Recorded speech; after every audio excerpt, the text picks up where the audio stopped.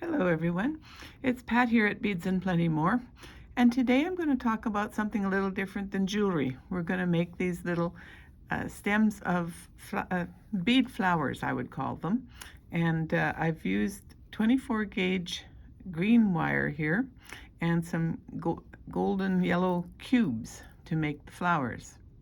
So let's get started.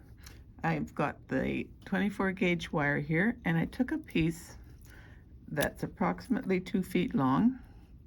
It can be different lengths so that your flowers end up being different lengths on the stems. Stretch it out and cut it from the spool, of course. Now, the first thing I did was to join the two ends up here, or line them up kind of, and go down to the folded end. And I'm going to pinch that folded end like so. And I'm going to use this tool, the pin vise. I really like this tool. It just does wonders for so many different things. Usually I use it with square wire, but in this case I'm going to use it on my round wire folded over. So I'm going to tuck that rounded end into oh, got to get it pinched as tight as I can so it'll go in. Tighten up the chuck here. Then I'm going to decide how long I want to make the stem on my flower piece, about that long, and then I twist, and it gives me a nice twisted effect. So you can see how that works, very easy. So I've stopped it here by holding it with my fingers. So take the pin vise off. Now I'm going to separate these two wires, and I'm going to make flowers on both sides here. So we'll start with one of the golden colored cubes and drop it down. Now I want to leave a little neck here to do some twisting, so I'll bend this over so that the flower or the bead part is exactly in the middle, and bend that over. Now to get the little twists in here, you hold the bead and twist the bead. Saves the fingers. And then we'll line up these two wires. And again, I'm going to maybe just do a little bit like that. So I'll hold where I want it twisted, and I'll twist here. This saves your hands. If you try and twist everything with your fingers, your hands get pretty sore after a while. So that's the distance between my next one.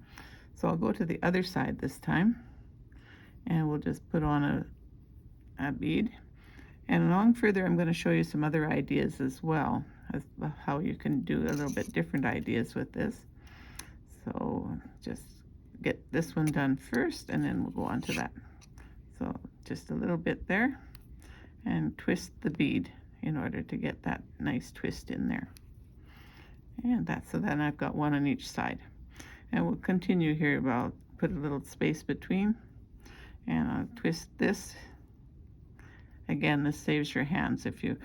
Other way to twist is to put your finger in between and twist like this, but your fingers get kind of sore after a while, so I don't recommend that.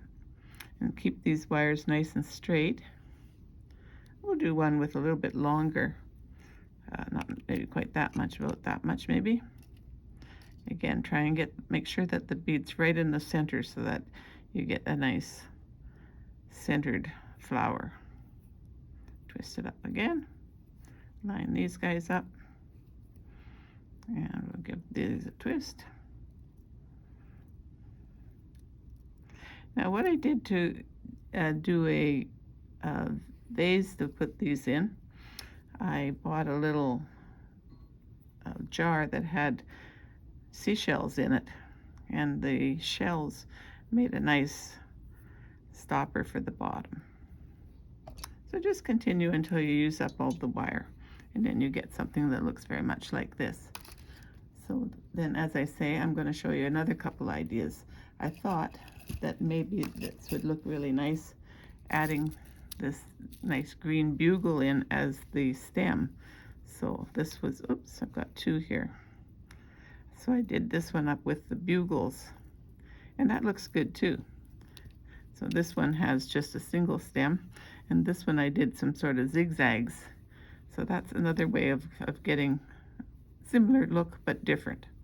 And then one other one that I found that I thought it would work with is a finer wire with silver wire on the top, and just make the stem with the bugles.